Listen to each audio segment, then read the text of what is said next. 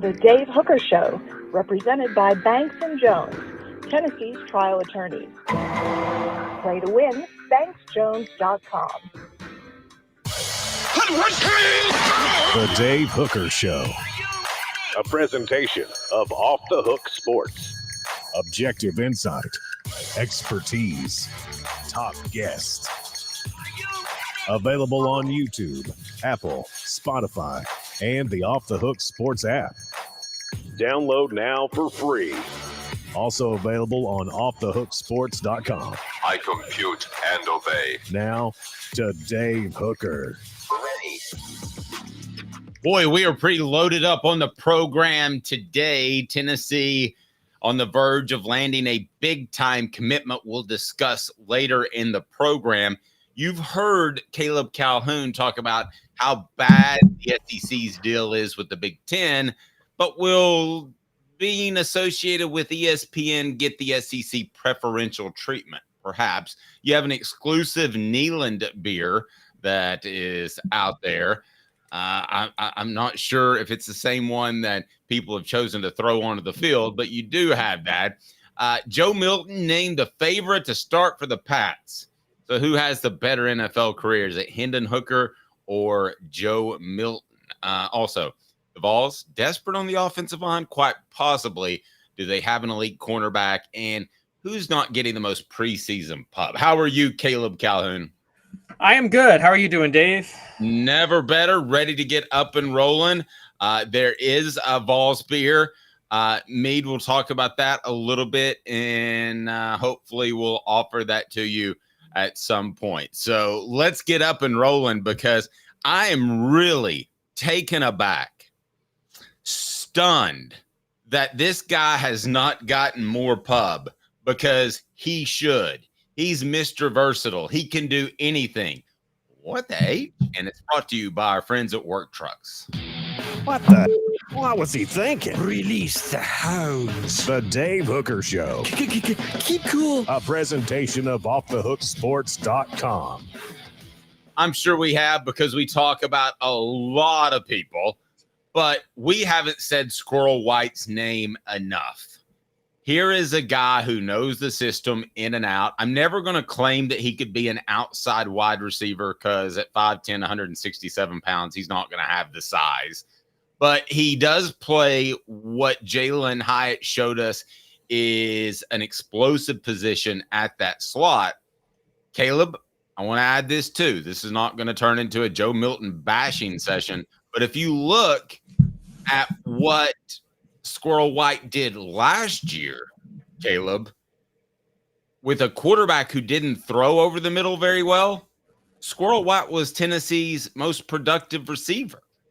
So I believe Squirrel White, who, by the way, has a young mouth to play for, as he has a baby in the offseason, I believe he is the guy that we don't talk enough. This is a contract year for him, whether it's NIL or NFL. This is a big year for Squirrel White, and I think we've talked about every receiver other than him. Well, me and you have gone back and forth on this, because I've been trying to tell you. Everybody's like, oh, Dante Thornton, could he move into the slot? Well, they try Chris Brazzell there. And I'm like, guys, what about Squirrel White? He was Tennessee's best receiver last year. He was the heir apparent to Jalin Hyatt.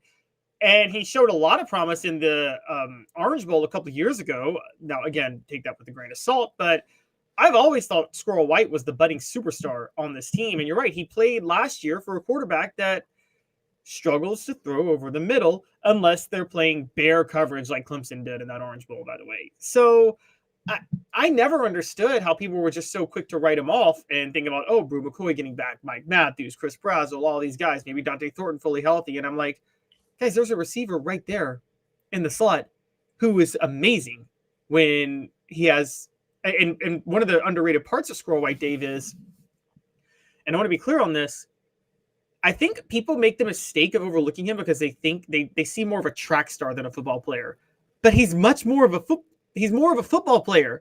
So my best example is Tennessee fans have PTSD from Leonard Scott. Remember him? Yes. Oh, absolutely. Yes, I covered him. Super athletic. I will say this: if they would have been throwing javelins instead of footballs, he would be Tennessee's leading receiver because it would have just stuck to him, but he couldn't catch. Yes, exactly. Leonard Scott was the definition of a track star playing football, wasn't he? Yes, but I don't see Squirrel White in that regard at all. Why do That's you? my point. That's my Okay. point. They're seeing Squirrel White as a track star playing football because you see the speed and you see that he's undersized and you think, oh, he can't do some of the things that other receivers can. That's not true. Squirrel White wins 50-50 balls. Look at some of the catches he made last year in coverage. He has great hands.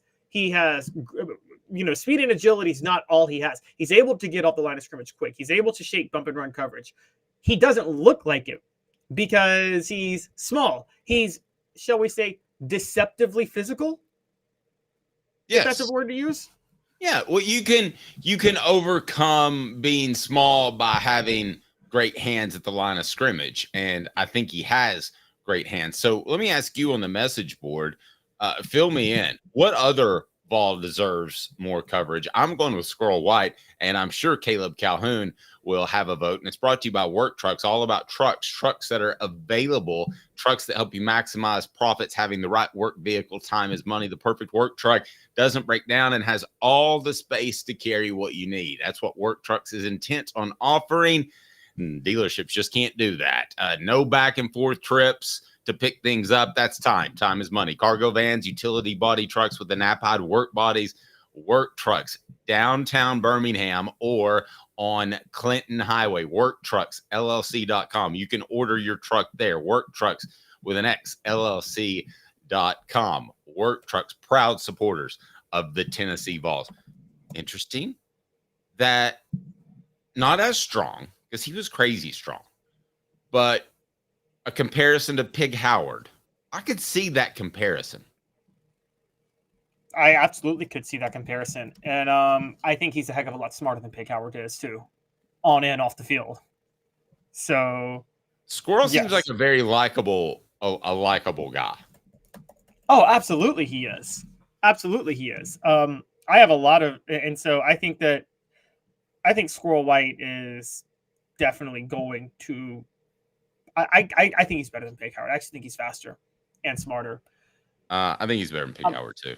I think Pig was a little bit of a tweener between a receiver and a running back. Yes. Also, I still can't ever get over him diving for the end zone against Georgia when it was on the goal line and they were going to score the next play and he fumbled the ball. Like, I'm sorry, Dave. I hate when players do that, when they dive for the pylon and you're risking fumbling in that moment. Well, I agree with Joe. Squirrel isn't getting the respect he's earned, and I agree with that. And I want to ask you who else is not getting the respect. Okay, you got yours? Because that's going to be our poll question we're going to get up and out there. So I was leaning Arian Carter, but that's relative because I think people are talking about him. And so, but I would have said Arian Carter otherwise, but I think you would have maybe debated me that we are talking about Arian Carter. So actually we are, but we talk about a lot of things that mainstream media doesn't talk about, and we're right about them. So no, I think you're right. I don't think enough people are talking about Arian Carter. I would like for him to be on the list, given your permission, since you're filling the last three out. Oh, there we go. I'm down with it. Arian Carter, okay. Fine. Put him on the list. I don't think enough people are talking about the fact that he could go into 2025 as first team All SEC. No, I agree. People aren't saying that, right? And that's what I think. So I got another one. All right, give me another one. You tell me if I'm crazy, but you're the one who told me yesterday that Tennessee's going to have one Leo, and then their other side, they'll have a defensive end who plays on the line, one of the bigger ones, right? I believe that's what they'll do. What about Tyree West? Great one. That was another one of mine. He's going to start on that side, right? Now, guys on the message board, I can't go. Yes, I think you will. Guys on the message board, I can't go Keenan Pili because they took him to SEC Media Days. They're talking about Pili. Yeah, we're talking about him. And do you want to say Omari Thomas? They went to SEC Media Days too. So I'm gonna do Squirrel. I think those guys have been talked about. And I'm not downing your suggestions. I think they were awesome. David Hobbs got one, but I can't give you a lot of insight into Hobbs yet. When it gets into camp and I start to hear things, I can help. The three that I feel very confident about, I'm going to go ahead and put up on the board so you can vote for that whenever you feel the need. Which Well, ball throw in deserves- somebody else too, just so somebody like as a fourth option. Well, I did this. Which ball deserves more preseason pub? Squirrel White, Arian Carter, Tyree West, or other? There we go. That works. Now, we think they deserve. I think Squirrel White is the most overlooked guy in preseason coverage. But the guy that if he's really, really good out of those three would have the biggest effect on Tennessee's record is Tyree West. And I'm sorry, kids, it's not close. Tennessee has some linebackers that can play. I don't want to say Arian Carter is a bonus, but Tennessee is going to be good in their defensive front. Squirrel White, there are other receivers that could fill in for him. Tyree West, if he's fantastic opposite that Leo position, I'm not talking good. I'm talking fantastic. Tennessee's a different football team, and they're not just a college football playoff contender. They're a college football championship contender. I think that much of what he can bring to that position, if he can do that. I agree. And remember, he was very highly talented as a recruit. I mean, it was a big recruiting win when Tennessee got him out of Georgia. It's one of the first big recruiting wins that Tennessee ever enjoyed. And I had always wondered, where is he? Why is he buried in the depth chart? I think they didn't know if they wanted him at tackle or at on that end spot, in that hybrid role. I think they got him settled in now, and you could really see him be an impact player. Now, again, you and I talk about this, Dave. You commit to Tennessee as a defensive lineman, you're committing to having to split reps a lot because they want to rotate a lot up front if they can help it. And part of that is, I think, cool. because Are you going down the recruiting path? Because if you tell me I get to rotate a lot, that means I play early and I play fresh. I didn't know if you were going down the recruiting path. I think you're right. I never thought about that. That is a selling point, isn't it? Yeah. I think all those guys, the Darwin Walkers of the world, the Billy Ratliffs of the world, even to some extent, the John Hendersons and Albert Haynesworth, they came to Tennessee knowing that there was depth there and they might not play. Now, I just mentioned the really good ones. I didn't mention the ones that didn't get on the field because they weren't good enough to play. But that's what they've done now, and that's what they're pitching in recruiting. And listen, you can tell me I can be healthy for a whole season and go after the quarterback. Hello, we talk about discounts and NIL. That should be a discount, Caleb. That's true. And also a big win for it is it's not like you're not going to get your reps that you would get in other places because Heupel's offense is so up tempo. You're still going to run. There's so many plays that the defense is out there for that you're still going to see a lot of reps, and you'll just be fresh when you're doing it. So I think you're right. That is a selling point because I think Dominic Bailey is going to be in there with Tyree West. Also, you don't really have a starter on the defensive line. You have like 6 starters on the defensive line, honestly. And I do think that Tyree West is the guy that if he emerges, because he has star power, we talk about the push Amari Thomas gets up front as the leader of the defensive line. Well, let's back up. We talk about James Pierce, the superstar. But if it was just James Pierce, you could run away from him. I mean, again, that's what's up. Or at him. Sometimes you can run at the elite guys. But I see in passing situations, you could roll out and move the pocket. I see what you're saying. But some guys, that's what separated Will Anderson to me is you couldn't run at him. And that's the step. And I was watching highlights like a nerd at 3 a.m. I told you that. That's the next step he needs to take. Is if somebody's going to line up with a tight end on his side and run at him, that's what he needs to do. Not to sidetrack your thought. Go ahead. No, you're right. That's a great point. Where it's hard to neutralize James Pierce, though, is Amari Thomas and Omar Norman-Lott get good pushes in the middle. You talk about Jackson Moy can end up being a playmaker in the middle. Elijah Simmons is a rare talent in the middle. And if you go to the other side where the end on the line will be, you're talking Arian Carter will be the outside linebacker, probably rushing the quarterback a good bit. And Tyree West, if he's effective, you got nowhere to go, right? If you're an offense, you got nowhere. There's no way you can neutralize James Pierce if Tyree West is effective on the other side. Completely agree. I had this question on the message board by Meat Drinker, I believe it was, said, is there concern that there's not a leader in that wide receiver room? I'm going to tell you who that is. And I'm 100% sure about it. I'm 100% sure that he's one of the best leaders on the entire team, not just in the wide receiver room. Give me 30 seconds to tell you about Banks and Jones. Well, it's because they're Tennessee's trial attorney. You can play to win with Banks and Jones because they'll go to trial. You've heard of other lawyers. They say they'll go to trial and fight for you. They won't. They just want to settle. That's the easiest way out. Well, that's not Banks and Jones, led by T. Scott Jones. They won't settle. They'll go to trial for you. Tennessee's trial attorney. They play to win. Truly, Tennessee's trial attorney when it comes to criminal defense or personal injury. Why settle? It's Banks and Jones. T. Scott Jones. BanksandJones.com. Support our sponsors. That's why we're here. Banks and Jones. It's Brew McCoy. It's not close. Brew McCoy is not only the leader of Tennessee's wide receivers, he is also one of the leaders of this entire football team. And I would be hard-pressed to name a leader other than Cooper Mays offensively that has any more respect from his teammates than Brew McCoy. Let's remember, this guy held a golf tournament for charity, for goodness sake, in the off season. Who does that, Caleb? It's wild. It's absolutely wild. And it's the best. And Caleb, it's the best backstory since. Let's see if you can get this. We're gonna go jazz for a second.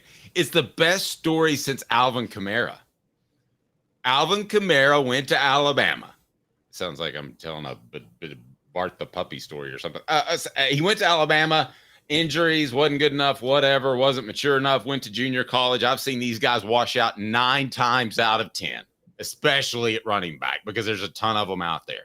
He comes to Tennessee. He has a smile on his face the whole time that some other dude is getting all his carries because the head coach promised the other dude a bunch of cash and he doesn't want him to flip on him. So Alvin Kamara's always smiling, and I know what happened recently, but he's having a good NFL career, a great NFL career, and I couldn't be happier for him. Brew McCoy comes to you, and he has this issue on campus. He's already transferred to Texas and back to Southern California. He has an issue with an alleged assault that turns out not to carry any water, and he's one of Tennessee's biggest leaders despite his season getting shortened last year with an injury. I'm telling you, this is one of the best just stories, regardless of what happens. If he has a decent year, it's one of the best stories in the 25 years that I've been around Tennessee football. Yes, provided he doesn't find himself in trouble again the way Alvin Kamara did, punching somebody on an elevator in Vegas. True. And he has to have the big year. He has to be in the 1,000, 1,200 range. But I think it's him. So on our YouTube page, if you want to vote, which Vol deserves more preseason pub? Is it Squirrel White, Arian Carter, or Tyree West? And I ask you this question because I believe it. Today's tough question is brought to you by our good friend Rick Terry Jewelry Design. They've got the fire opals. They've got today's tough question. Today's tough question. Take a side. Take a stand. The Dave Hooker Show, a presentation of offthehooksports.com. This is when in the program, if you want to go ahead and write on the message board that Dave is just saying nice things about the Vols, I hope you know me better than that. Because I have another nice thing to say about the Vols. I mean, camp opens. I get to talk to people. Caleb asked this question, and it sounds crazy, but it's not. Caleb, you want to pose this question? It's today's tough question brought to you by Rick Terry Jewelry Design. Is Tennessee desperate? And yes, I'm using the word desperate. I thought we were doing cornerback first. Are we not doing cornerback? Okay, let's go to cornerback. Sorry, we can do that. I mean, we got 2 crazy ones today, so let's go with cornerback. That's fine. Sorry, I got mixed up. That's crazy. All right, here we go. Does Tennessee have an elite cornerback on this team a la Alante Taylor in 2021. So to define elite, you're talking about, I don't know how high Alante Taylor got in the rankings of all SEC, but you're talking about a second-round draft pick. That's pretty darn good for a corner who are highly valued. So I have to answer this question in yes or no, right? Otherwise, it's not really a good take. They do. And Ricky Gibson. And I kept hearing things about Ricky Gibson throughout the offseason. I wrote something on him and offthehooksports.com. And I also know that in the offseason, there is a very, very specific grading process in which players get to choose their number.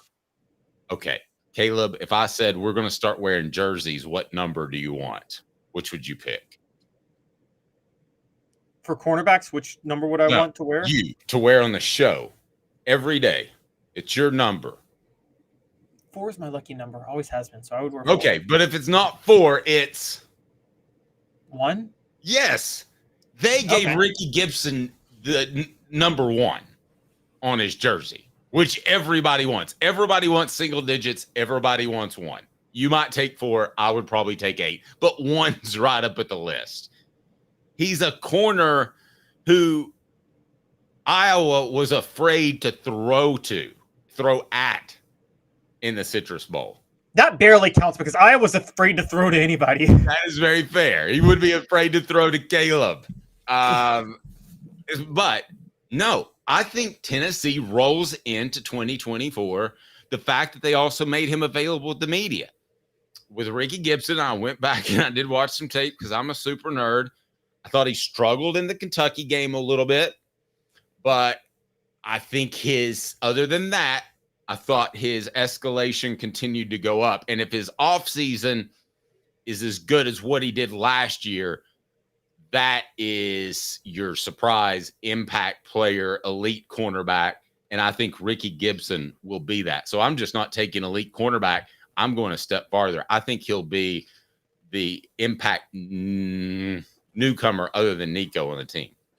Oh, he's not a newcomer because he did play last year, but I get what you're saying. Like impact's new starter. Yeah, taking that step breakout player. Breakout is a good way of putting it. Yeah. So I'm with you, but I'm going a step further. I'm going a step further than you, Dave. You want to know what's better than having an elite cornerback on your team? Having 2 elite cornerbacks on your team. Yep. The same way, what was it, Red Bull, you said in Waterboy? The only thing better than a crawfish dinner is 5 crawfish dinners. Very true. The only thing better than an elite quarterback is 2 elite cornerbacks. And this is why Josh Heupel was so excited at SEC Media Days. And you heard it and he couldn't hide it. Jermod McCoy is another elite cornerback, Dave. Jermod McCoy was a freshman All-American. The only reason, he bailed on Oregon State because Oregon State got left out in the cold with the whole Big Ten SEC stuff, but he might have transferred anyway, a lot of people believe. And he chose to go to Tennessee. I think that is a guy, I don't have any proof of this, but if there's a transfer they opened the NIL checkbook for, Lance Hurd is one. I think Jermod McCoy is the other. And it's going to go, so Tennessee is going from. They have an elite cornerback, and you have to pick between the 2. Because there's a reason nobody has elite cornerbacks. Because somebody has to get thrown at. You have to pick your poison. Nobody has ever had in the history of my life of watching football 2 elite cornerbacks. Because I don't know. The Legion of Boom had 2 elite cornerbacks, didn't they? Elite is a strong word. All right, but if you had to pick between the 2, McCoy or Ricky Gibson, who's the elite one? I'm probably going Ricky Gibson because I don't think McCoy was as tested last year. Now, that's funny to say because, well, let me back up. Hold on. It's dead now. But the Pac-12 last year, the quarterback play was better in the Pac-12 than the SEC last year, wasn't it? Yes. So he got freshman All-American playing theoretically for his role, tougher competition. I might have to say McCoy will be the elite one, but I think it could be 2. All right. Here we go. Here's my Ty Law and Asante Samuel. That's what Tennessee could have this year in college. If they're that good, Tennessee's going to be in the national championship. They're going 17-0. Speaking of, did you notice in one of the interviews, who was it? I think it was T-Lander, referred to 17 games. You got to play 17 games. Thought that was kind of cocky in a super cool way, right? It was. Now, to be fair, if Tennessee does their job, they'll only play 16 games. 12, the SEC title game, get the first round bye, and then you only have to win 3 games. Maybe he was counting their undefeated record after the orange and white game. Oh, okay, there we go. That's exactly what it was. Do me a quick favor, and I'll let you finish. Hit that like and subscribe button. We're with you weekdays at 10 a.m.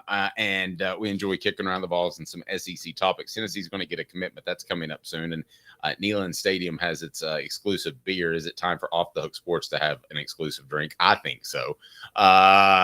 Caleb Calhoun, I would certainly recommend that people until we get that drink, check out our good friends Hooker's Hangouts. One is Asia Cafe. Treat yourself to authentic Asian cuisine handcrafted from guarded family recipes. 5 locations to choose from. AsiaCafe.org, AsiaCafe.org on Callahan. So, Caleb, if Tennessee has 2 cornerbacks that go in the second round or better, then that's Alabama, Kirby Smart. That's Alabama and Georgia level, right? Yeah. I mean, you're putting the bar pretty high. Now, let me correct Travis on something, because Travis says, Travis, I love you. You said Eric Berry was elite. Are we saying Gibson and McCoy, Eric Berry? Travis, Eric Berry was an elite. Eric Berry was transcendently great. One of like a player you get once in a generation, right, Dave? Like, yeah. No, I haven't seen guys do that. Walk in, be a starter from the get. Just no argument about it. Yeah, he goes on the shelf with Peyton Manning, Al Wilson, Reggie White. Eric Berry goes on that shelf, right? Like a select shelf that like maybe 6 people in Tennessee history are on. That's the shelf Eric Berry is on. You don't have to be on that shelf to be elite, okay?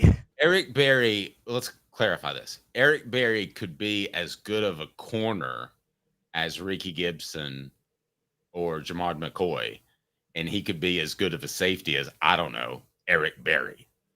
I mean, he could be as good of a light linebacker as it takes to play in the NFL, because he did that too. So yes, we're talking about a whole different level. He could have been a receiver in the NFL if he wanted to be. He could have been a quarterback in the NFL. Yes. Eric Berry could have picked his position to play, is what we're saying. I watched him play quarterback in high school. I mean, if it wasn't for a little bit of height, he had 2 more inches. I'm not sure he plays defensive back. Yeah, you might. That's a very good point. But this is what, like, you go back and look. He had a nice high release point. He was very good. So we don't. John Henderson's on that list too, by the way. But yeah, we're talking like there's a select group of like legendary players, right? That you don't have to be elite to be legendary, or you don't have to be legendary to be elite. Yes, I agree. A report coming out that there's possibly something wrong. I hesitate to even discuss it, but let me just tell you about Medicare Misty for a second. Medicare Misty does not charge you to work with your Medicare needs. She will take care of you or your family members. Please support our sponsors. Please know that Medicare Misty is there for you. 19 years this year. Well, I've been in the community since 1993. You're getting a lot of information. Unlike when you were working, they made the choice for you. Now you have to make the choice. Come to us and let us help you make it easy. Call Medicare Misty, MedicareMisty.com or 423-777-5577. Let us help them sleep at night. And we call her Medicare Misty. All right, Tennessee's offensive line. That's our next topic for discussion. Tennessee's offensive line, it feels like everybody is waiting for that first injury to happen. And when it does, if it does, the Vols don't have a lot of depth behind what I think is a very good starting 5 when you take them as a whole. So why should Tennessee be concerned about their offensive line? And you even used the word desperate, which I want to dive into. Yeah, I think they're desperate. Now, let me preface this. Dave pushed back on me in our morning meeting because he told me not to read into the freshmen they have trotted out to speak to the media. But you did also say that the freshmen they're trotting out could be players that they expect to contribute this year. True. Well, could be. That again would be a 1 in a million too, which would be Michael Munoz is the only freshman that I know that came in and started from day one. So if they're expecting that, or if they're even expecting them to be in the 2 deep, then you got a problem with your other guys. The only reason I'm saying that is because they trotted out Peyton Lewis, who they expect to contribute this year immediately. I think Peyton Lewis is going to be a starter. I've told you that, and I'm still sticking to it, that Peyton Lewis will be the starting running back by the time fall camp starts. I think he'll beat out Dylan Sampson. And that them trotting him out led me to believe they're trotting out people. Then they trotted out Jordan Ross, who is such a rare talent that he'll probably be on the field sometimes when James Pierce or Joshua Joseph is getting a rest. So they're trotting out players that they, I think, expect to, for some reason, make news this year as freshmen.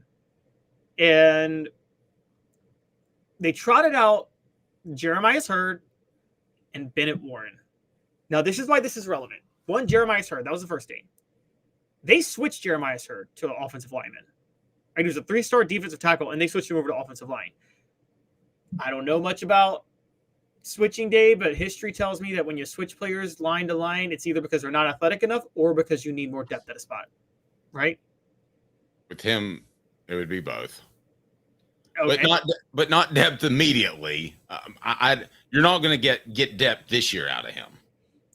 Well, I then said the exception, the Michael Munoz rule, applies to offensive linemen who committed from Texas because Texas players are more polished than other players who come to Tennessee, but they have lower ceilings. So they might actually be more ready to go. And what did Josh Heupel do? He trotted out one of his 2 Texas offensive linemen yesterday, Bennett Warren. And I do want to be clear, okay? I believe that's just a tip of the cap, guys that come out here. I don't believe that means they need to be a superstar. I believe they think that they are mature, they can represent the university, and they'll be in the playing rotation at some point. But I think to your question, is Tennessee desperate on the offensive line? Well, it depends. If they stay healthy, and there was a report out there, which I didn't want to really get into, that Lance Hurd could have had a knee issue. That I've not been told that, so do not think of that as even a report at this point, but I know it's cruising around the internet. But let's be honest. If the Jackson Lampleys of the world, the Shamarad Umarovs of the world, the Aiden Bustles of the world, if they don't step up this year, Tennessee is going to be desperate at some point, because I've never gone through a season and one offensive lineman not get hurt. And in all honesty, they're all hurt by the end of the year. There have been times, and I'll share this, where Cooper May said, yeah, I got the finger issues, right? I'm reset. And I said, hold up your fingers. Caleb, he held up his fingers and they were completely crooked. Nobody's healthy at the end of the year. So is Tennessee desperate on the offensive line? Not now. But if you don't have a Lampley or a Umarov or a Larry Johnson III, I'm throwing names out there. Let's see how they go in camp, because off season, you can't tell nearly as much about a lineman. If those guys don't step up, then yeah, they're suddenly going to be very desperate. Well, and see, this is the problem. Let's call it what it is. Tennessee has 2 sure positions locked up right now on the offensive line. Only 3 players that they know can play in this system on the offensive line. The 2 sure positions locked up, Cooper Mays, Javontes Fraggins. No issues at those 2 spots, right? Center and right guard. Yeah, but I have 0 issue at right tackle and left tackle, so I'm not. Well, let's get there. John Campbell Jr. at right tackle. We know he can play. We saw him at left tackle last year. That doesn't mean that the switch is going to go smoothly to right tackle. We don't know. We haven't seen him on the field yet. Yeah, but they've done it twice, so I have 0 concern. Okay, fair enough. We have no idea how good Lance Hurd is in this system. We haven't seen him on the field. I don't care what the coaches say. The coaches told us Hendon Hooker was not as good as Joe Milton. So we have no proof that Lance Hurd is ready for this system. So is he really ready to be the left tackle? We believe in it. Tennessee opened the checkbook to get him, so they believe in it. But we don't know until we see him. And then the other guy penciled in for the left guard spot. What we've seen of him is horrible, and that would be Andre Carrick. And what they're trying to get out of Lance Hurd this year, they thought they were going to get out of Carrick last year. So there's questions already about the starting offensive line, about the guys that are actually penciled in as starters. So forget the depth, but then coming into the depth, Jackson Lampley is a redshirt senior and still has not emerged after being a 4-star commitment. Dane Davis, I think, does as good of a job as he possibly can. But if Dane Davis is ever starting for you, you're in trouble, right? Yes. Yes. And listen, Bison, where's he been asked to play most of the time? It's in the interior. He's too big to have leverage in the interior. Here's what Tennessee needs. Tennessee needs one of, and we've mentioned them, Jackson Lampley or Shamarad Umarov specifically, to step up at left guard, be a starter there. And then your interior utility man is Andre Carrick, that could play a number of positions, possibly even center, although that could be Bison Lang if something were to happen to Cooper Mays. And then you would like for your utility guy to be at tackle, Dane Davis. Then you have 7 guys that can play. But that big if is Lampley or Umarov. If they don't make that step, then I think you're right back where you were, and that's slightly above average at left guard and super paper thin. yes, and if Bison Lang doesn't make the step at center, you're in really big trouble because somebody's got to give Cooper Mays a break. If you're talking about if he's injured, I mean, he's not going to come out of the game. Yeah, he's not going to. Yeah, I mean, the question, yeah, Tennessee could be very desperate. And listen, they're 2 injuries away from. There are a couple of, and I don't even like talking about them because I think it's bad luck. But there are a couple of ways that the season could be a wash. You know, we talked about with John Adams. I mean, if something happens to Nico, it's over. I mean, it's just that's a fact. But I would say as well that Tennessee's Achilles heel, other than that, would be 2 injuries on the offensive line. They have 2 injuries on the offensive line, Caleb. That I don't care who it is, other than maybe the left guard spot. But if they have 2 injuries out of those 4 guys that we're talking about, you've got a major problem, right? Yes. I totally agree. I think that the offensive line issues are to a point that they could actually lead to Nico getting hurt, by the way. They could actually lead to Nico getting hurt. Because think about it, Dave. A couple guys goes down. You just talked about Nico not being able to keep his weight on in the offseason. Or just having trouble getting that big. Well, what's going to increase his likelihood of getting hurt? Cooper Mays going down. Or Lance Hurd going down. And then he gets wrecked, right? I was told 2 years ago in 2024. No, Travis, we're not jinxing anybody. Nobody's going to get hurt. I was told in 2024 that this would be the testing ground. This season would be the testing ground for Josh Heupel's recruiting of offensive linemen. So we will see what happens. The program brought to you in part by our good friends at Sports Treasures. We were able to give away a fantastic prize yesterday, and that was the awesome John Henderson autographed mini helmet. Well, check out Sports Treasures. Sports Treasures, so much more. Follow on Facebook for the best in sports memorabilia. You can click on that QR code right there. And they're nice enough to bring us our monthly gifts for Hooker's Corner. And I tell you what, if you haven't joined now, you need to. Increased recruiting coverage right there. Brought to you by Sports Treasures.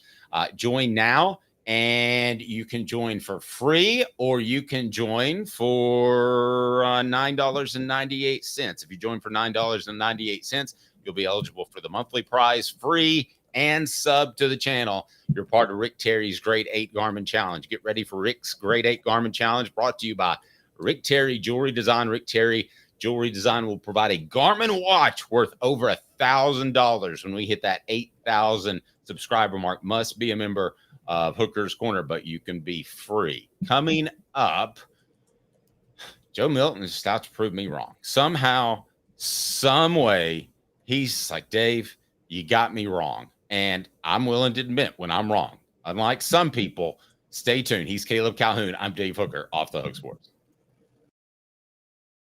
5th year, the second and third generations continue Joe Neubert's commitment. His vision of what this business needed to be, we still try to live up to that. If we wouldn't put our family in it, we're not going to put their family in it. If you're going to say that you're doing the best work in Knoxville, now saying it's one thing, producing it and providing it's another. The largest family-owned collision center in Knoxville is Joe Neubert Collision Center. Hi, I'm Rick Terry, and we at Rick Terry Jewelry Designs pride ourselves in the highest quality craftsmanship from a family-owned business here in Knoxville for over 35 years. At Rick Terry Jewelry Designs, we also take pride in being an affordable option for all your game day accessories, especially those fire opals. At Rick Terry Jewelry Designs, we want to be your jeweler every day and especially on game day. Go Vols! Hi, Mike Davis here with City Heating and Air, reminding you to always dare to compare. Our team provides quality local heating and air service, installation, and maintenance across East Tennessee. We use only the best equipment like American Standard heating and air conditioning for your residential, new construction, or commercial needs. Honesty, dependability, and customer satisfaction have been the cornerstones of our business since 1961. City Heat and Air. There's your man. 23 F-150 Super Cab 4x4 STX, $45,985. 24 Ford Escape, $30,962. 24 Ford Maverick XLT, $32,720. Ray Varner Ford, your East Tennessee Ford dealership.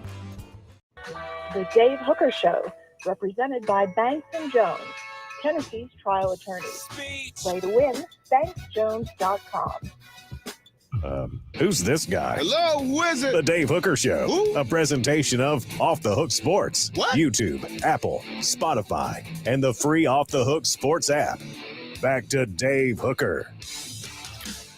Show represented by Banks & Jones, Tennessee's trial attorney. Play to win, Banks & Jones. Other lawyers say they'll go to trial.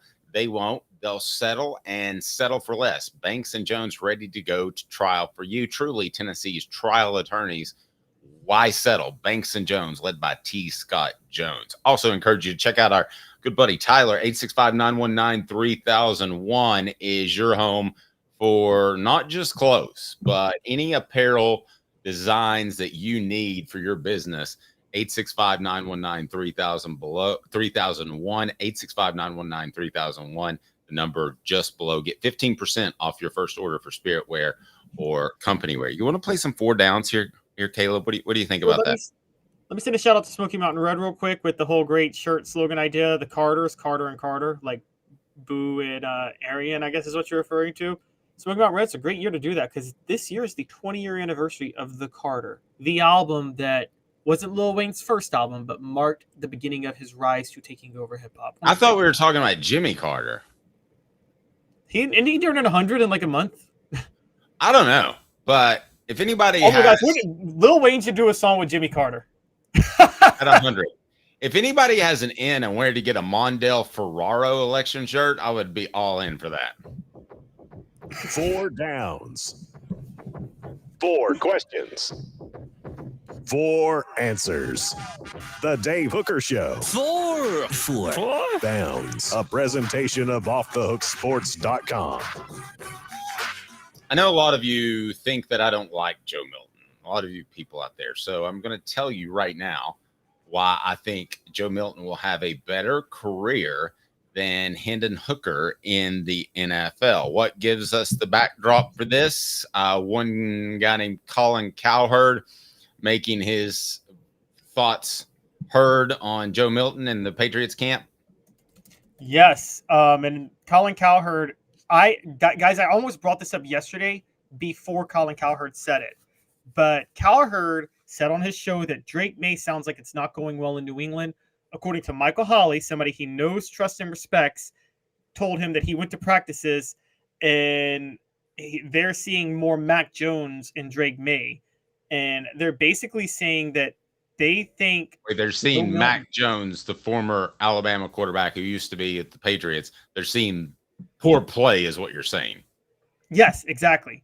And they said that Joe Milton is winning them over more than Drake May at this moment. And Cowher just straight up said, don't be surprised if Joe Milton wins the job. And there are a lot of people in Boston right now. But if you read the Boston Globe a good bit, which I've been doing over the last week, people at the practices are all saying, yeah, Joe Milton looks like he could actually win the job. They were saying if it wasn't for when they were drafted, Joe Milton would be the leader for the starter right now. All right, Coop, what should people do? They shouldn't do that. All right, Coop, what should people do? They should definitely hit like and subscribe. Cooper Mays here. Hit like and subscribe. All right, what down, Coop? Coop here. First down. True or false? False. Joe Milton will start an NFL game before Hendon Hooker. I'm going to say true. Okay, I'm with you. I'm going to go true. Cooper Mays here. Second down. Joe Milton will start more games in his career than Hendon Hooker. I'm having a hard time with this because here's why. He's not going to earn more starts than Hendon Hooker, but scouts, GMs, and coaches can't help themselves with quarterback athleticism like Joe Milton's. They just can't. Agreed. He's going to start more games than Hendon Hooker. I'm still going to go no, though. I'm still going to go no. I just don't think he's going to perform enough when he's starting to maintain a job. If you get Hendon Hooker out there and he's picked up the offense, I don't think Hendon Hooker's losing that job. Hendon Hooker has been bet against everywhere he's been. And every time he wins the job, he doesn't let it go because he's just that good of a player and good of a leader. Okay. I believe we both agree, Caleb, that Joe Milton's a great practice player. That's how he won the job at Tennessee, right? Exactly.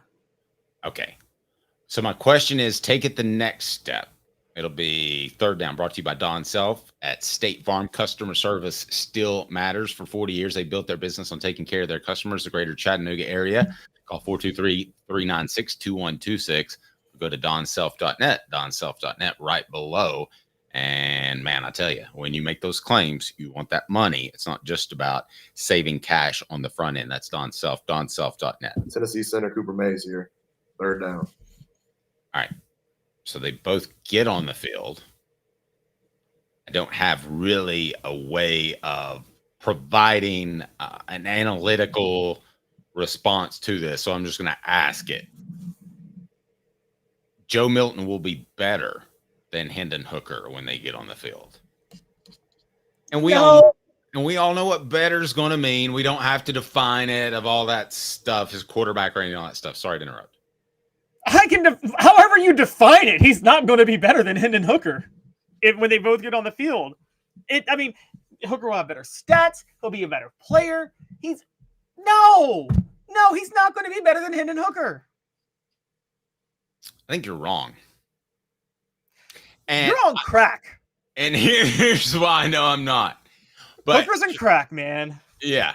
But here's why I believe that. Why is Dave not on crack? All SEC center Cooper Mays here. Fourth down. He's going to be okay with contact when he sees money coming. When he sees that cash coming, he's going to be okay with running the football. And I will tell you this right now. If he's okay with running the football, think of what the Eagles did with Jalen Hurts early in his career. Now he's a great thrower. Or what the Ravens did with Lamar Jackson. Early on, they protected him. They didn't ask him to throw. He's a very good thrower now. Don't use stereotypes to tell me he's not a very good thrower. He's a very good thrower. I'm going to tell you he's not a very good thrower. I've watched Lamar Jackson a lot. He's not a very good thrower. Okay. But anyway, I think he's a competent thrower. Will you give me competent? They don't have to hide his throwing anymore. I think they do. Okay. I still think they do. I'm going to go I think he's the most overrated player in the NFL. Okay. Bad example then. Let me stick with Jalen. I think that nowadays with the NFL and them being okay with running the football, protecting yourself, which we know Joe Milton's going to do. He jumped out of bounds against Ole Miss with 2 seconds left. So I believe that he'll find a place and start, and somebody will give him more leash because of his physical ability and ability to run than they will give Hendon Hooker, who you look at as not a running quarterback. You just look at as a great pocket passer. I think Joe Milton will have the opportunity to grow. And based off the Lions and signing Jared Goff to an extension, I don't think he has room to grow there. I'm rooting for both of them, but I'm just going to go with talent. And I believe the Lions, based off that contract, drafted Hooker to be a backup, see what they could get out of him, and they're happy with Jared Goff. So now Hooker's in a heck of a spot. You First look of all, like Jared you Goff think I'm crazy. Jared Goff isn't going to stay healthy. Let's get that out of the way. Hendon Hooker's going to get his shot. The other point, I actually agree with you about the Joe Milton leash. But Joe Milton on a longer leash is still more likely to lose his job than Hendon Hooker. You're missing the two biggest things with Joe Milton that even Lamar Jackson at least can do. Lamar Jackson is semi-competent throwing the ball. I'll give you that. I wasn't going to say competent, but he's semi-competent. If a receiver's wide open over the middle of the field, Lamar Jackson's going to hit him with a decent touch. But that's what that, okay, but that, now you give me this, but that's what that offense is designed to do, is move the pocket and get guys bare off play action. Yes, but Heupel's offense was designed to get guys bare, and Milton still couldn't hit them. I would argue that Tennessee's offensive coaching staff didn't do a great job of tabbing Joe Milton as a starter last year, and that they didn't do a good job of taking advantage of his talents, which were limited. Look at every quarterback that's played under Josh Heupel. Every single one has averaged over 9.5 yards an attempt. Joe Milton couldn't average 8 last year in this offense. People are going to bring up Joe Milton's efficiency in Heupel's offense. Heupel's offense makes every quarterback look very efficient and good.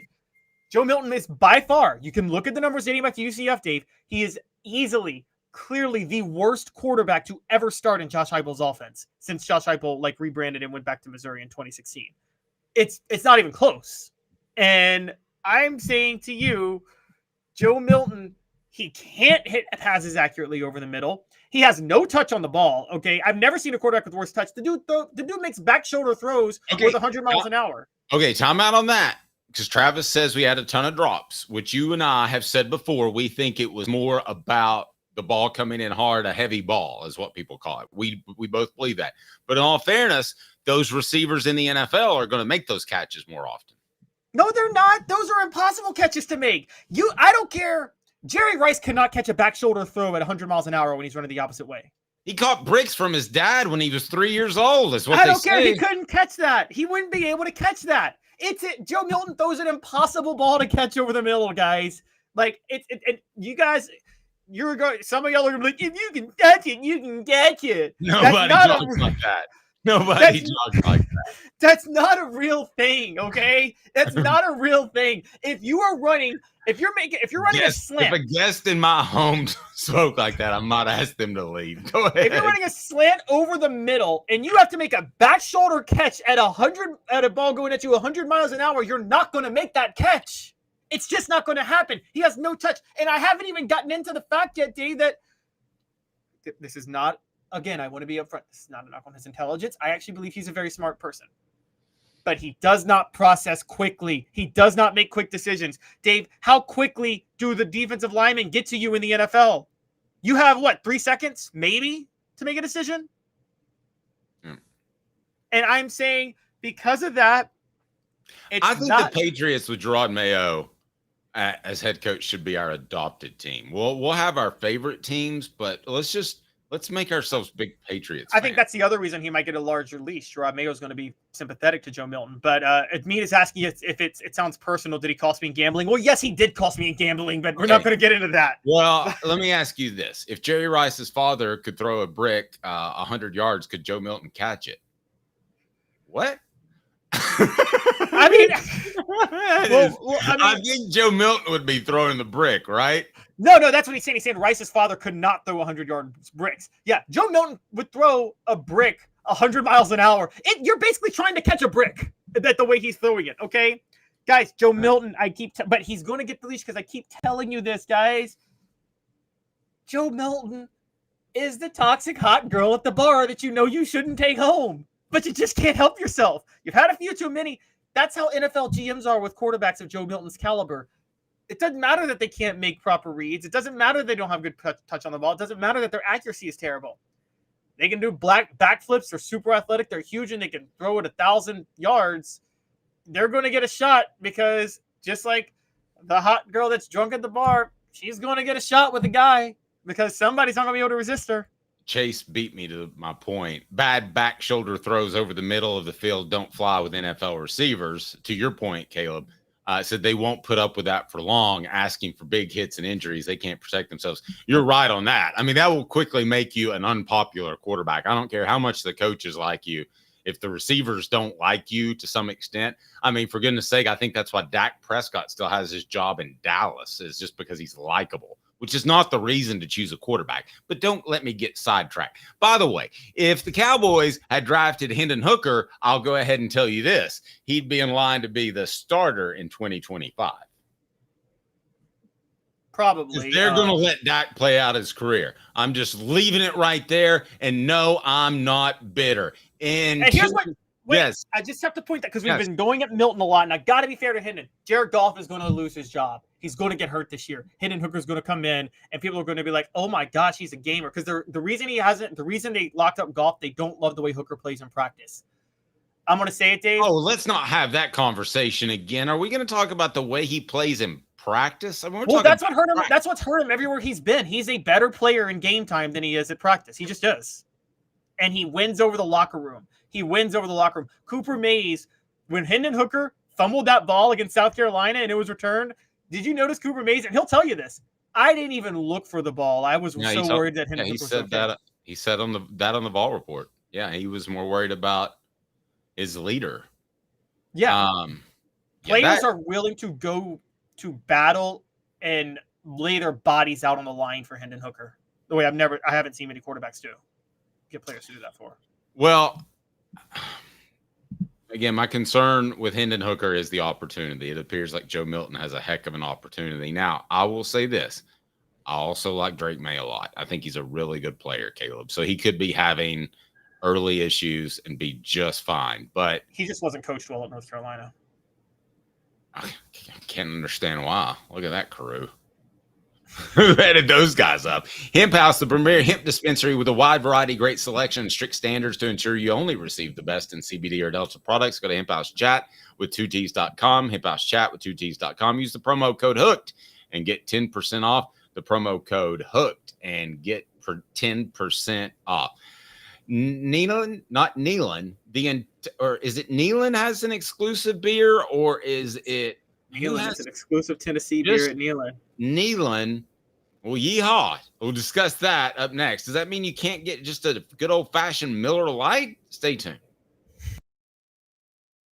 Cab 4x4 STX, $45,985. 24 Ford Escape, $30,962. 24 Ford Maverick XLT, $32,720. Ray Varner Ford, your East Tennessee Ford dealership.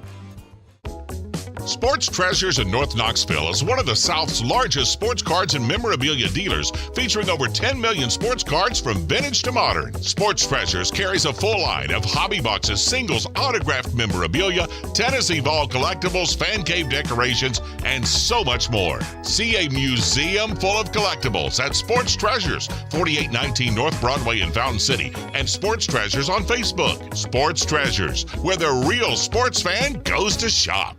Have you seen the latest TriStar Hats Co. product? TriStar Hats Co.? What's that? You know, those really cool hats, shirts, tumblers, and even license plates with 3 stars like the official Tennessee flag and stripes like the American flag. Pretty patriotic if you ask me. Ah, gotcha. Seen those. Those are cool. Where can I get them? Simple. TriStarHatsCo.com. And if you order now, there's 10% on any order $50 or more. Plus, use the promo code HOOKED. With the promo code HOOKED, you get 10% off. That's hooked. And don't forget free shipping with any order over $50. Stock up at tristarhatsco.com. That's tristarhatsco.com. There are plenty of wannabes out there, so make sure you go to tristarhatsco.com for the best quality and customer service. Will do, and I'll be sure to use the promo code HOOK. That's hooked when I do to save an additional 10% off. tristarhatsco.com. TriStar Hats Co. is a trademark of TriStar Hats Co. LLC. Any use without express written consent is prohibited. Now in its 45th year, the second and third generations continue Joe Neubert's commitment. His vision of what this business needed to be, we still try to live up to that. Joe Neubert Collision Center. The Dave Hooker Show, represented by Banks & Jones, Tennessee's trial attorneys. Play to win, banksjones.com. He tries very hard. The Dave Hooker Show. All I know is when we win a game, it's a team win. When we lose a game, it's a team loss. A presentation of Off the Hook Sports. Sideline! Touchdown! Unbelievable! YouTube, Apple, Spotify, and the free Off the Hook Sports app. Back to Dave Hooker. Neyland Stadium has an official beer. Get to that. Also, we have our poll question that's been up and at 'em. Your thoughts, you can continue to comment on the message board, but that was this right here. Which ball deserves more preseason pub? I must have convinced you. Squirrel White, 41% of the vote. Arian Carter, 22% of the vote. Tyree West with 16% of the vote. Then other with 18% of the vote. Who would other be? Does anybody jump to mind of the other? Man, I feel like we did a pretty good job of paring down that list. I feel like we did too. Give ourselves some love, but I'm going to do that. I mean, who else? Give us somebody on the message board. Do you tell me who else should be on that list? I mean, maybe Omar Norman Lott. Reliable defensive tackle. I love the way he played last year in the middle. That's a good one. Omar Norman Lott. Very good. The show brought to you in part by Neubert Collision Center. 5th year, the second and third generations continue Joe Neubert's commitment. His vision of what this business needed to be, we still try to live up to that. Joe Neubert Collision Center. Caleb, the University of Tennessee has picked an official beer for Neyland Stadium. I'm telling you, it's a matter of time before it's going to be Neyland Stadium, presented by Food City, aisle number 2. Pick up your chips and salsa. It's a matter of time. But let's take it one step at a time. Tennessee getting an official beer named after them, Yeehaw Brewing. And full disclaimer, we might have a beer sponsor here before long. So I don't think I'm being at all hypocritical if you hear me promoting that. However, I have some strong feelings on alcohol being at games.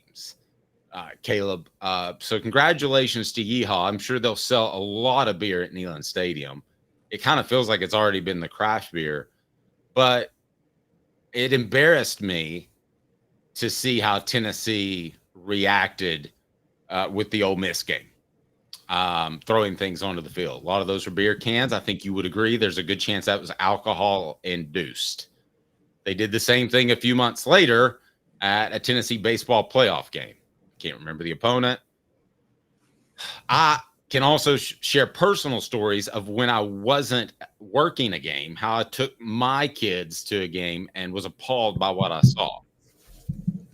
Caleb, I don't want to sound like a hypocrite because goodness knows I've had my fair share of beer in my day, but I'll still say that there should not be alcohol served at sporting events.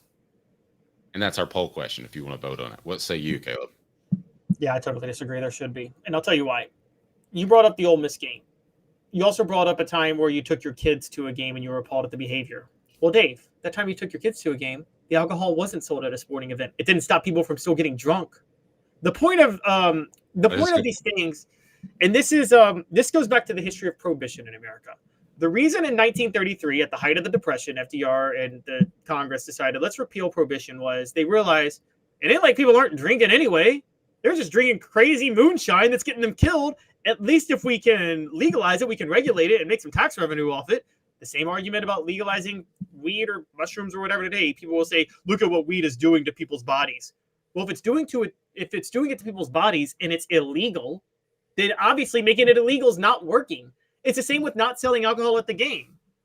Just because you're not selling it at the game doesn't mean they're not getting hammered before the game. And quite honestly, okay, let's start with the students. Let's talk about who gets the most irresponsibly drunk, Dave. The students, right? Largely, although I have been in situations where I wasn't too proud of myself, and I was an adult. I wasn't just a student. I was in my 20s. Let's say that. Let's not say students. Let's just say young people in their 20s. Yeah. Yes. Okay. Fine. People in their 20s. You think people in their 20s are getting drunk from the alcohol sold at the stadium? How expensive do you think that? People in their 20s are broke. Okay. And how expensive is that alcohol in the stadium? We're talking probably like $15 for a can of beer, right? I don't even know. How much is a can of beer on the message board? It's got to be like, I would think $12 for one of those 16-ounce IPAs. Yeah. It can be so delicious. You can spend $12 on a can of beer at the stadium. Or if you're getting wasted, you're not spending that. What you're doing is you're buying a 30-pack of Natty for $15, and you're drinking 15 of those and getting hammered before the game.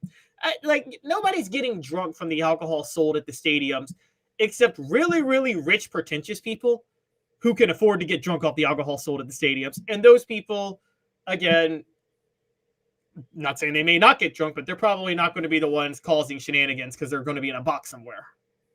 Do you buy the argument that people will just sneak it in regardless?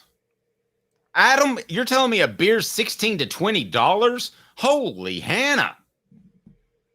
Caleb? Yeah. We're in the wrong business. We need to start delivering beer. I mean, that wouldn't surprise me. And $16 to $20. Last time I paid for a drink at a sporting event, it was a double Crown Royal at a Tennessee Titans Cowboys game in Nashville, and it was $18. It's not. That's a beer. It's not even about the sneaking the alcohol into the stadium, though. It's the tailgating. Dave, come on. You've been wasted at a game, and so have I. A bunch of football games at different places. You didn't get wasted in the stadium. You got wasted because of how you drink before the game. Yeah, and then that heat hits, and you're like, "Oh, I may have made a mistake with brown liquor." That upper deck on the south end zone, right, Dave? When you're right in the sun at Neyland Stadium. Yes. For a noon game. You ever been to one of those when after a day of drinking or a morning of drinking? I've been not proud at Neyland Stadium before, definitely, and that heat can bear down on you. That's really the only place that I've done that, though, because all the other games would be working. Or I guess Peyton's last game at the Orange Bowl. But that was a night game. Yeah, I was with my wife. So, getting back to my earlier topic, at what point do you see Neyland Stadium having some sort of attachment in a naming right fashion? Neyland Stadium, presented by Food City. Food City would write that check. You could write the number, whatever you wanted, Caleb. They would write that check tomorrow. I don't care how much it is. Yeah, it's not too far away. And the reason I know it's not too far away is because of what we talked about last week with the Neyland Entertainment District. I don't have a problem with the Entertainment District, but I have a problem with building a giant hotel to obstruct the view of Neyland from the river. That is a hallmark of the Tennessee, of the, not skyline, but you know what I'm saying, Dave. Like you don't want to obstruct views in certain areas. Put it this way. The National Mall in Washington, D.C., they don't allow construction right in front of the Washington Monument where you would obstruct the view of the monument. No, it's a bad idea all around. Like, why would you obstruct the view of Neyland Stadium from the river? And that's what they're doing. The fact that they're willing to do that tells me they probably are willing to sell Neyland's rights. I have a problem with that. I have a lot of respect for the work Danny White's doing. You could maybe make a case, Dave, that this is the sacrifice Tennessee has to make to stay ahead of the NIL curve, and it sucks, but they just have to do it. I mean, I'm willing to listen to that argument. Go for what would, and I'm going to take this off the table because nobody's just crazy. It's not going to be Alliance Stadium, okay? It's going to be Neyland Stadium, but let's say a tag on Neyland Stadium presented by. What would you think that would be worth? Oh my gosh. Man, how much did Food City pay for Thompson Bowling? Their Freedom of Information Act hasn't come back yet. Just to let you know. But the am I stretching it to say 8 digits? $10 million? No. You're not stretching it at all. And that's the problem. Well, no, that's not the problem. That's a good thing. But like Neyland's, I like that Old Smoky. Like, okay, lean into the moonshine thing. There's a little bit of tradition there if you do Old Smoky. Like, I can get with that. Man, you better be selling that moonshine at the stadium, though. I don't want people getting wasted at Neyland Stadium. They should have like a blood alcohol content minimum to get in. Like, if it's not at 0.01, or 0.1. If it's not at 0.1, you can't get in. Yeah, bring back the beer barrel. Just everybody go crazy. Oh my gosh, could you imagine that if there was a blood? Let's set this, Dave. Blood alcohol content minimum event. You have to be this drunk to get in.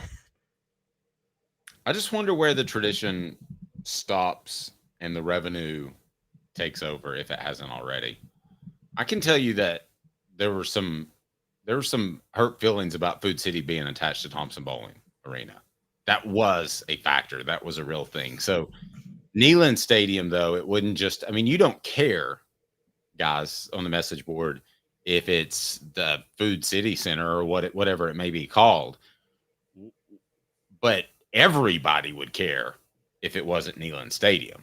Right now, the only people that care are with the Thompson Bowling families, from what I've been told. But if you change Neyland Stadium, how big would that be? Quality Tire Pros, the Eberle family, has been serving Chattanooga's community since 1957. All major brands of tires, full service automotive, brake alignments, oil changes, and more. All work covered by a nationwide warranty. Cherokee Blvd or online at qualitytirepros.com. Qualitytirepros.com. Stop by there and tell Bo we said, hey, Bo, Off the Hook Sports said hello. Caleb, that would, and I know other schools have done it, such as the Papa John's Stadium in Louisville, of which I ordered a Domino's pizza to the press box, I'm proud to say, because they didn't have any food for us. But I can't think of many programs that it would be a bigger impact, that it would change the game. I mean, if you had the Big House brought to you by Home Depot or the Big House built to you by Home Depot, I'm not even joking. This stuff's going to happen. Who's going to be the first? I mean, that's a very good question. And you're right. And, all due respect to the Thompson Bowling family, Thompson Bowling Arena was built in 1989. Isn't that when it came out? 89? Like, right. You were following Tennessee when they were still playing at Stokely, weren't you? I went to a game at Stokely, so yes. Yes.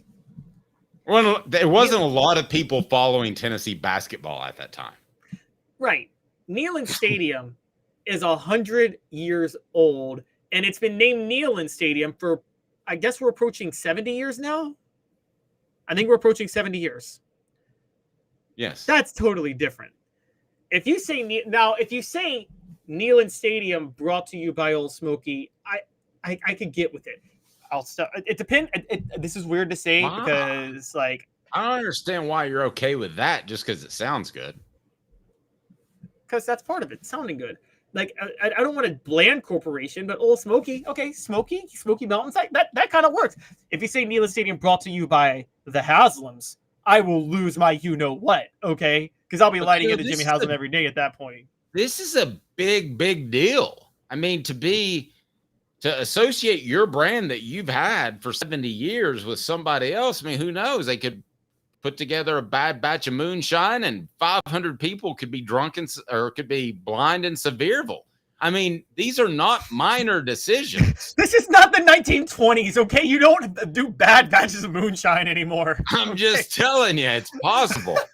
There are like strict regulations that alcohol has to go through before it's sold in the stores, Dave. Okay. All right. Listen, if a bad batch of moonshine comes out, you're going to have to remove all that signage off of Neyland Stadium. You don't want that. Look, there are some necessary things you're going to have to do in the NIL age. Partially because, we'll talk about this soon, partially because you're in a conference that signed a really bad deal for revenue payout. But the NIL age, you're in an era where you have to take advantage of things to get ahead. Sometimes you're going to rename the stadium is what you're going to do. I'm not. Let me ask you this. We both believe the name is going to change, right? At some point. We both just said that. At some point, it's going to happen. Yeah, it's going to happen. Be the Neyland Stadium brought to you by, okay, or presented by. My question for you is Danny White the guy who does that? Yes, he is. By the way, hoping you would say no for debate's sake. By the way, yes, because he'll be around 5 more years, and it'll happen within 5 years. And I'll tell you what, here's why he's preparing you for it, guys. And I'm telling you why he's preparing you for it. He brought back the Vols letters, right? Yes. He also brought back, I don't know if you know, on the press box this year, he's restoring, remember the home of the Vols that it used to show on the press box? No. Well, that would trust you that they're bringing it back. That was during the early majors years. He's putting that back on. He's doing all that to get tradition goodwill. So when he does rename it, he's got a little bit of goodwill for doing all of this other stuff. That's what he's doing. I'm telling you, that's what he's doing. The question is, all right, so now, Dave, I know you don't like it, but let's say you have to accept that there's going to be a name added. So accept that premise that there's going to be a name added. Okay. I know you don't like it, but accept it. Yeah. Okay. I mean, that's the premise I'm accepting. Accepting that premise, would you have a problem if alcohol was the name? Like a bigger problem if alcohol was the name as opposed to some other corporation? Yes. So your big concern is that alcohol is going to be too free flowing in this involvement, the name. No, I don't believe that you should.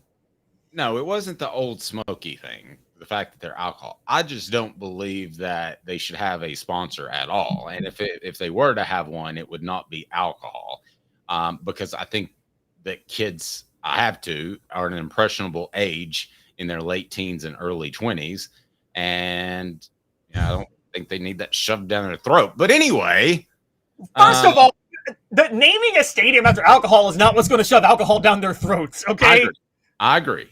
But you're just asking me, and I'm telling you, no, I would prefer it be, so if you have to do it, something like Allstate or something like that, something that's been around for 150 years and they haven't had any sort of major catastrophe that has negatively affected our society. That's what I'm looking for. I'll ask the residents of Louisiana whose homes were destroyed in Katrina. Allstate was very bad to them. Okay, so there's no perfect one. There's no perfect one, but that's what I would be shooting for. I would be as picky about taking their money as they would be about giving me theirs. So, I mean, fair enough. Same reasoning with Banks and Jones. We're represented by Banks and Jones because I trust him as Tennessee's best trial attorney, and he trusts me to represent him. It's the very same thing. So, I would lean towards an Allstate or something like that, something that has a history. I'm leaning towards liquor. Liquor all day, baby. Do it. Brought to you by Jack Daniels. Neyland Stadium brought to you by Gentleman's Jack. And I can tell you, every time they said that would turn my stomach, because that does remind me of some Neyland Stadium trips I took back in the day. It would give me a craving. Caleb, you have said for a long time that the Big Ten got the better television deal. Everybody has agreed with you. I tried my best to talk to people at SEC Media Days. I ran out of time with the commissioner to have a proper retort. I think I have a retort now. I think that the college football playoff is in lockstep with the SEC. And I think the SEC will get preferential treatment. Is that worth giving up $10, $100, $100 million? I don't know, but I will tell you that it's worth something. Wouldn't you agree with that? It was worth something. I thought it would have been worth the contract with ESPN. The only negative I have for the SEC on this is they jumped into the contract. They could have demanded way more from ESPN, and ESPN still would have paid for it. The SEC, I looked this up yesterday for those who don't know. The payout for the college football playoff is $6 million per school. So your conference is going to get $6 million if one of its teams is in the college football playoff. That's on top of like the SEC just generically getting 29% of the revenue and the Big Ten getting 29% of the guaranteed revenue with the deals. Then there's like the revenue that comes from the actual like games themselves and the attendance and all of that. The SEC could make, I think that's going to help the SEC in the sense of whatever you guys think, the college football playoff is embedded with ESPN and the SEC is embedded with ESPN. So the college football playoff committee, if it's down to one or two teams, they are going to favor the SEC significantly more. I'll just sit here quietly and tell you why I've been right the whole time. You just tell me. Say wham. That doesn't prove you right, Dave. Okay. Say wham. The payout for that one extra SEC team, $6 million, when the Big Ten in a year is bringing home $400 million more, is laughable. And here's the other part you're missing. I'm your huckleberry. Here's the other part you're missing. The payout for the NCAA tournament. Hey, Dave, what network carries the NCAA tournament? In basketball. In basketball, that would be CBS. Who just signed a deal with CBS? That would be the Big Ten. Mm-hmm. You don't think the same thing that applies for the college football playoff with ESPN applies with CBS and the Big Ten? You don't think the Big Ten is going to get all the preferential treatment to the NCAA tournament? I believe that, first of all, I've said this before, I think there's flexibility in this television contract, but I don't know that 100%. I haven't read it, Caleb. So we're going to work on the premise that it is what it is and the numbers are what we are. You're asking me if I think that the SEC made a mistake signing a contract that was valued at far less than the Big Ten, but it was with ESPN. I would take that connection to ESPN over what the Big Ten got and being spread out all over God's creation. They got more, Caleb, because they were bringing LA to the table, Los Angeles. I hate to tell you, though, television networks, nobody cares about UCLA or Southern California and LA. You will not even see a car flag driving around that place unless you drive directly to the Rose Bowl. So, Caleb, I believe that long term that the SEC will have more leverage to bring in more money, and I think that they will see the SEC as their cash cow. Dave, I haven't, but maybe you have. Have you ever played the stock market? Yes, to some extent. Isn't it true that it's not important how valuable something is? It's important how valuable people think something is, if you're an investor, right? Yes. The Big Ten won because they probably know the LA market's not as valuable. But the networks don't know that, and they know the networks don't know that. So they're still raking in money. And Dave, let me tell you a secret. The networks are never going to learn it. Never. As long as you and I are alive, they will never learn it. How long has it been? They still fall in love with market size. Do you know how outdated of a concept market size is in today's age? And the networks still fall for it. And the Big Ten knows that. So the question is who fleeced who. In any business deal, the question is who fleeced who, right? And the Big Ten fleeced the networks by a long shot. They played them for a fiddle. The SEC let ESPN play them. And that's the problem. This SEC contract is going to single-handedly save ESPN. And this is something like we talk about, like the Big Ten. People criticize the NBA for this because they're laughing like the NBA doesn't do well with ratings, but then they keep getting these big contracts, and that is true. The NBA doesn't care about ratings because they know that they can fleece networks and digital providers to give them to pay top dollar. And Kadzukian comes in and says the networks aren't that stupid. Yes, they are. I can tell you guys right now, television network executives are really, really dumb. Okay, so they fell for it, and they fell for the idea that the market size matters. The Big Ten fleeced them. I will say this. The ESPN and SEC deal, ESPN needed the SEC more than vice versa. Yes. So that's the thing that did confuse me, is that why didn't they go out and get a better deal with more money? And just for those that don't know, real quick, 15 seconds. What are the numbers that we're talking about between the Big Ten and the SEC? The Big Ten has a 7-year deal across 3 networks worth $7 billion. The SEC has sorry? Go ahead. The SEC has a 10-year deal with just ESPN ABC worth $3 billion. So that means not only is the SEC raking in $300 million to the Big Ten, $700 million. Now, yes, the Big Ten has to pay out more teams, but only 2. So it's still significantly more. But also the Big Ten is going to be able to re-up their contract in 7 years. Now, Dave, you could say, and I just don't believe it, you could say maybe the networks will realize they were fleeced, and the Big Ten is going to have a major issue trying to renegotiate a better deal in 7 years. Maybe you believe that. I don't know. But I think that this is going to be the issue, and it's not going to be worth the extra college football playoff team the SEC gets.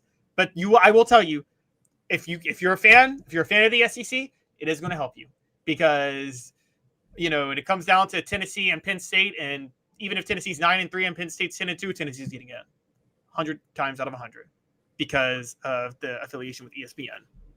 Let's turn to recruiting for a moment and why Tennessee might well be quarterback you. I mean, this is really happening. By the way, somebody on the message board absolutely nailed what I was going to say. Sankey adds Clemson and Florida State, then renegotiates. I think that is the shoe that's going to drop, and that will give him more flexibility to negotiate. Now, it doesn't mean he shouldn't have made the bad deal in the first place, right? Here's the flaw with that. Sankey added Texas and Oklahoma and couldn't renegotiate. How can you not renegotiate when you had Texas and Oklahoma? Why does ESPN? Here's the thing. I learned this from T. Scott Jones. I told you guys this yesterday. People like to leak the idea that contracts and agreements aren't ironclad. Most of the time, they're ironclad. If both parties came in and knew what they were signing. There is no way that the SEC, why would ESPN even renegotiate? They'd be like, you can go at Texas, Clemson, and Florida State. We're sticking with the deal. That's just more money for us. Come renegotiate with us in 7 years again.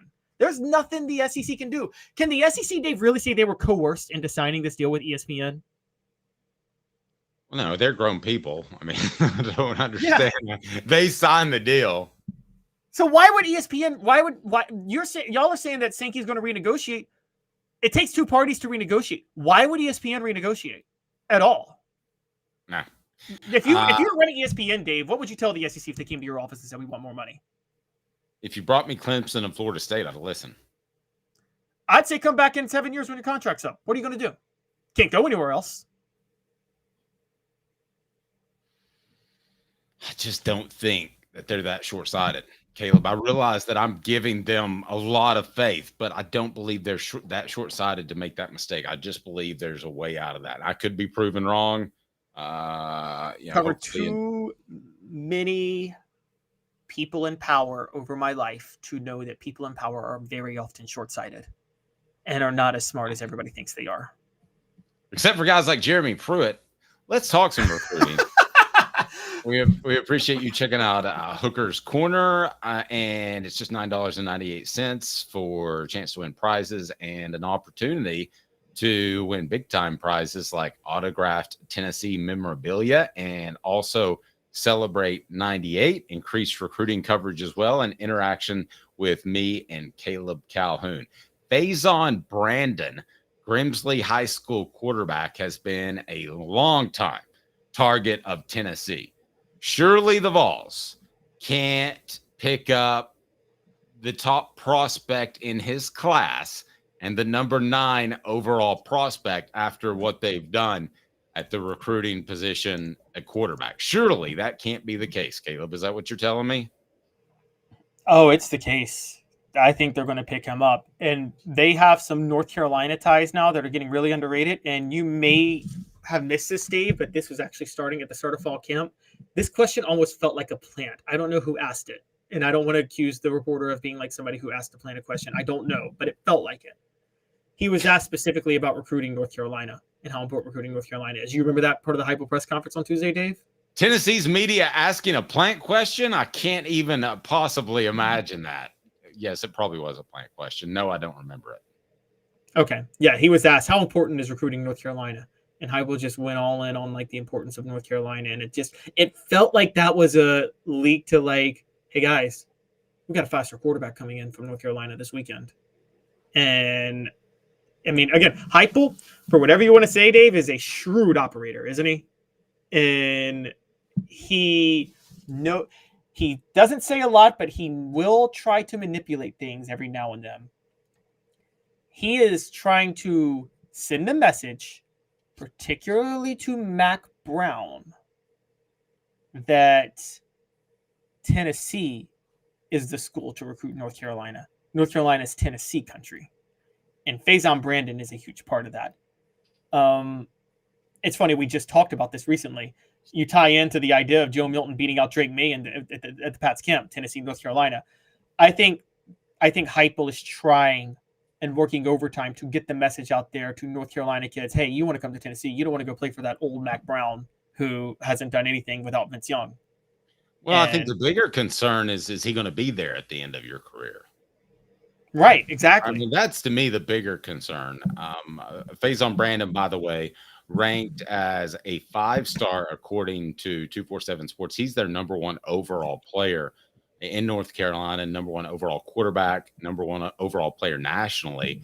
When you factor in the composite, which factors in all the other recruiting rankings, he's number 30 overall, number 4 as a quarterback, number 3 in North Carolina. Now, we would be remiss to say that Hendon Hooker isn't a valuable player to come out of Carolina and recruit for the Vols. I mean, despite that's a great point. Whether or not he makes phone calls on Tennessee's behalf, just being who he is, that's somebody you look at and say, I want my son to be like that. So he recruits for Tennessee just by being Hendon Hooker. And of course, he's from North Carolina. Yes. And that's a very good point. And I have to say, because there was a Rivals article, not Rivals the site, and QB Hit List labels him this. Guys, up front, I'm telling you guys, if you're going to talk to any of your friends about Faison Brandon, don't refer to him as a dual threat quarterback. Watch his highlights. He's a pocket passer. Don't assume that just because he's black that he's a dual threat quarterback, because I've already seen a few people leak that out, Dave. And I'm like, guys, he's a pure pocket passer. He drops back and he slings it. Okay. And Heupel, it's perfect for Heupel's system. That doesn't mean he can't run and he's fluid, but he's a pocket passer. Heupel loves if you notice, if he doesn't like the dual threat quarterback, right? He wants the guy who drops back, but who can run and will use his legs when he needs to. In other words, he would lean towards a Peyton Manning over a Heath Schuler. No, because Heath Schuler is a pocket passer who can run. He would lean towards a Heath Schuler over, or even a T. Martin over a Lamar Jackson. Okay, so a couple of notes on Brandon really quick. Size-wise, he's 6'3.5", already 200 pounds. He had a ton of interest from Alabama, LSU, NC State. North Carolina didn't get very far with him. The next question that Tennessee fans are going to have is, what about David Sanders? So he's said that he is going to make some other visits before he announces his decision. I don't think that can be good news, but I don't think it's a sign to sound the alarm either. No, I don't think so either. And I'm looking at the schools that are going after him. I think the biggest threat, honestly, is Alabama. And I will just tell you guys that the reason Alabama is the biggest threat, I've told you guys, Jalen Milroe was not a fit for Kalen DeBoer's offense. He's not a fit. If Kalen DeBoer lands Faison Brandon, he has a honeymoon for 2 years because everybody's going to be like, just wait till Faison Brandon gets here. Wait till Faison Brandon gets here. Because that guy is built for Kalen DeBoer's offense. Well, let me make sure we're clear. So you're worried about Alabama with Brandon, but we're talking about David Sanders from North Carolina. Sorry, I don't know why. I don't know why I was. But Sanders, I don't feel like. I mean, I think you're concerned he's taken a couple more official visits, but it doesn't mean he's soured on Tennessee. I think there was here's what I think with Sanders, and this is what I think happened. I think Ohio State opened the NIL checkbook to try to get him because Ohio State is spending a ton of money on NIL. Well, no, it was out that Ohio State was opening the NIL checkbook, so he wouldn't entertain Ohio State. I think he's still back to Tennessee, though, because one, he visited Tennessee after that, and two, and more importantly, Ohio State's not opening the NIL checkbook for recruits out of high school. They're opening the NIL checkbook for players this year because they want to make sure that nobody questions when they fire Ryan Day. So David Sanders does not fit into that plan whatsoever. So I think he delayed his. Here's what I think happened, Dave. I want to make my prediction now. David Sanders delayed his commitment to see what NIL he could negotiate from Ohio State because of the news they were opening the checkbook. Now he's realizing he can't negotiate much because they're not really opening the checkbook for high school kids in 2025. So I think he's going to go back to Tennessee. He's also wondering what maybe Faison Brandon's going to do. I wondered about that as well. That could be a connection. Very possible. By the way, Celebrate 98, the untold stories behind Tennessee's 1998 national championship is available right there. We have some autographed copies as well, but heck, you can get a copy of that for just, I believe, $19.98. Hey, we did 98. See what we did there. So check it out. Written by me, Dave Hooker. We appreciate Paul Feinbaum for the forward. He's Caleb Calhoun. I'm Dave Hooker. This has been a presentation of Off the Hook Sports.